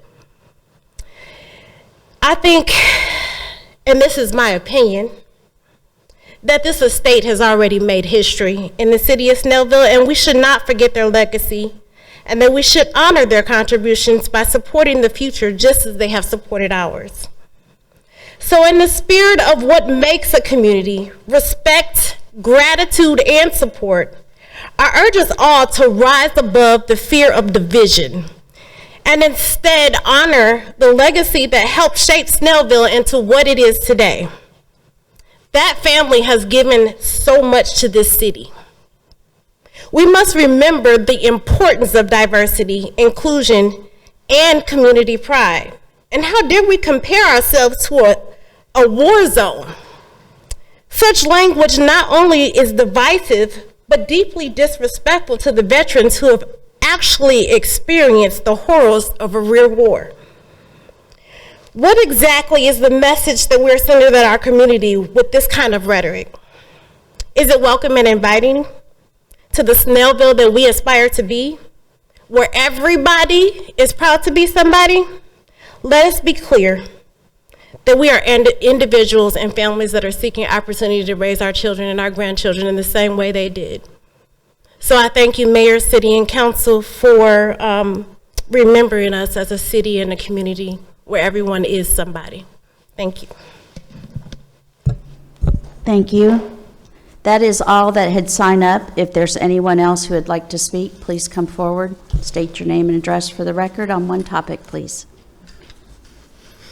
Tricia Rollins, 2888 Harbor Oaks Drive. While we've got Mr. Johnny Green back there, I want to tell him thank you, thank you, thank you.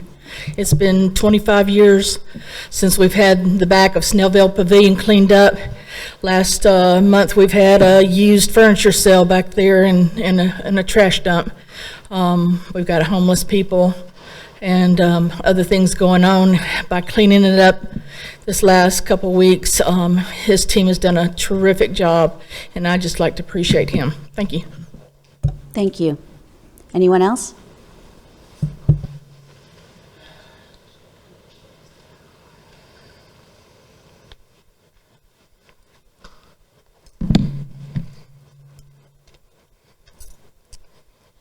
Good evening, Mayor. Good evening, Mayor and Council and staff. Thank y'all so much for all the work that you guys do. I really appreciate it, and I know that it's not easy. But in recent days, I've been made aware of negative comments about me on social media following my remarks on the April 14th, 2025 City Council meeting. While I am not surprised that speaking truth to power can sometimes draw criticism, I want to take a moment to respond, not with anger, not with retaliation, but with clarity and conviction. Unfortunately, when citizens exercise their constitutional right to speak during public comments or seek elected office, we often see negative behavior escalate with name-calling, intimidation, and public shaming, sometimes by the very officials who swore to serve all citizens. It's disappointing when those entrusted with public office resort to tactics that will be unacceptable in any professional or personal setting. When elected officials engage in such unbecoming behavior online, it doesn't just reflect poorly on them as individuals, it chips away at the trust and respect citizens should be able to place in their leaders. We expect more and we deserve more. Leadership is not about tearing people down. It's about lifting communities up. It's about dialogue and not criticism. It's about solutions and not slander. When intimidation becomes normalized, especially from those in power, it sets a dangerous precedent, particularly for our younger generations who are watching and learning. Disagreement is not disrespect, and advocacy is not animosity. Having a vision for your community is not something to apologize for. Recently, I was accused of having an agenda, as if that's something negative. But let's be clear, an agenda is only a plan. It's a commitment to positive change. And having an agenda means you're not moving aimlessly. It means you're intentional, thoughtful, and committed to making things better, not playing political games. Without agendas, roads don't get paved, schools aren't built, parks aren't protected, safety doesn't improve, and communities don't thrive. The real problem isn't having an agenda. The real problem is when personal attacks are used to distract from the truth of real issues facing our city. And not liking the truth doesn't make it any less true. Some of the issues are homelessness. Just this afternoon, I saw a woman sleeping on the bench outside of the racetrack on Highway 124. Where are our solutions for that? Street lights. There have been complaints about lights being out for months, creating safety risks that remain unresolved. I run at 5:30 in the morning. Trash. Trash is piling up at Snellville Pavilion, where business owners and others are dumping garbage and degrading our community's appearance. Code enforcement. Businesses are ignoring citations and failing to show up at quality of life court proceedings month after month without consequences. Campaign donations. Developers are making contributions to candidates. Those same candidates, now elected officials, vote on the development projects without recusing themselves or even publicly disclosing those donations before hearings or votes. Thank you, Congress girl, I gave you a promotion. Thank you, Councilwoman Linsky, for recusing yourself today. Thank you. Yes, contribution forms are filed, but real leadership with openly releasing that information beforehand, not leaving it to citizens to uncover these donations. These are some of the real issues at hand, and these are the conversations that our citizens deserve to have. Real leadership isn't about avoiding tough issues or protecting personal interests. It's about doing what's right, even when it's hard. I recognize that when you're called to a higher standard, many may make some uncomfortable decisions. Look, I saw the time and I got nervous. But me asking those questions does not make me your enemy. I'm an advocate for the city. Thank you so very much. Thank you. Thank you. Anyone else? Seeing none, I will entertain a motion to adjourn. Motion to adjourn. There's a motion. Is there a second? Second. All in favor, please raise your hand. That is 5 in favor with none opposed. Thank you all for coming out. Be safe going home.